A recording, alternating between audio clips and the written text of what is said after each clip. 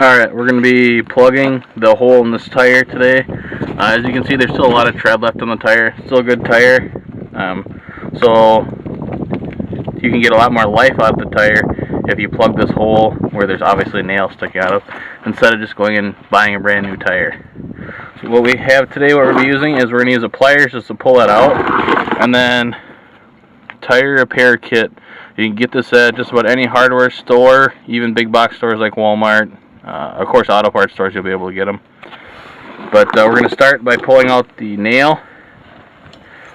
Take a pair of pliers, grab onto the nail,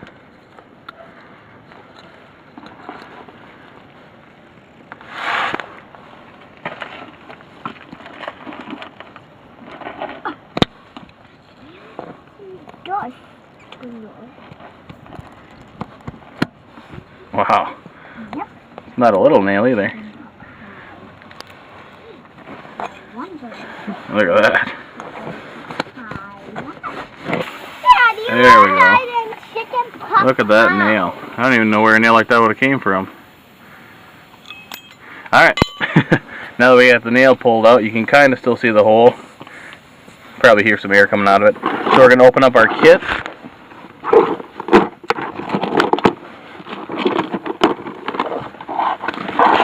And inside you're going to find a few tools. This is a reamer to clean out the hole that the nail or other object was stuck in. This is the plug tool itself. There's a space where you'll put the plug through when you stick it into the tire. Rubber cement. Use that, put it on the plugs when you stick it into the tire. And then you got many plugs, so this kit will last you a long time unless you drive through a lot of construction yards. Alright, so first thing, we'll take the reamer and line it up with the hole, and you're just going to push it in a couple times, push it in, pull it out, and make sure that hole is cleaned out so that you can get the plug in it. Alright, so after you've got the reamer in the hole, you just want to put it in and out a couple times, clean up the hole, make sure it's going to be the right size to get the plug into it.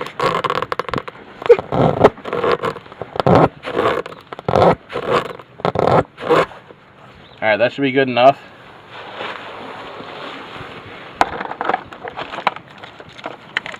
Now you're going to take the tool for inserting a plug, take one of the plugs out,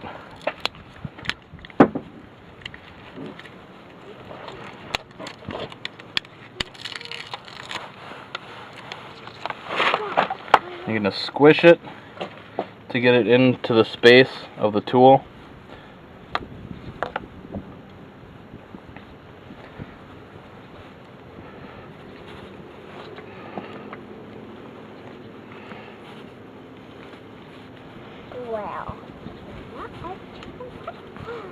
Alright, once you get it started, pull it about halfway through, like that. You're going to take a little bit of the rubber cement, put it on the plug. It doesn't have to be a lot because these plugs already have a coating on them of sealant. That's why they're so sticky. Alright, then you're going to bring the plug up to your hole and just push it straight in.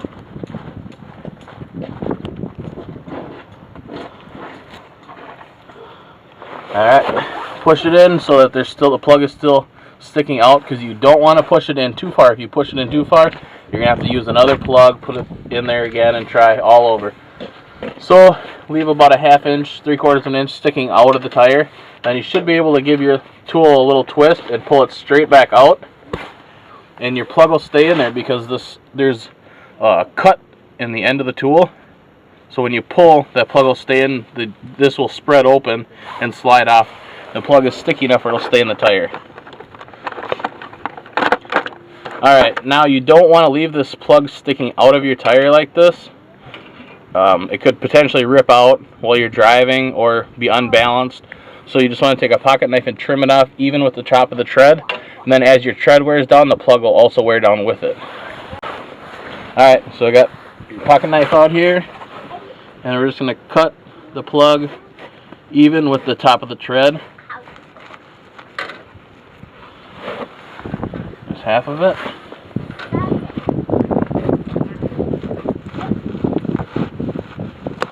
And the other half. Alright, so now you can see we got to cut even with the top of the tread. So as the tread wears down, that plug will wear down right with it, and it should never leak again.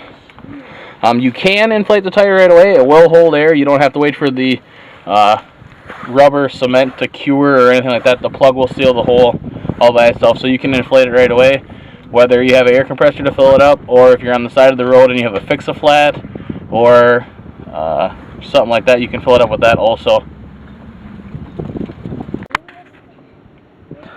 Alright, so we have the tire plugged. Right here is the plug.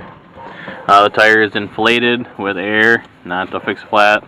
The max pressure is going to be on the sidewall of your tire, the pressure you inflate your tire to. Small writing along here. This one is 44 psi for tire inflation pressure, and you never want to go all the way up to the max. So I recommend 5 pounds below the maximum. That way if you have a load in your car or the temperature heats up or anything and the air expands, you're not going to run the risk of a blowout. Alright, so after you have your tire inflated and back on your car, you can put your lug nuts back on, tighten them up, and then we'll let the jack down.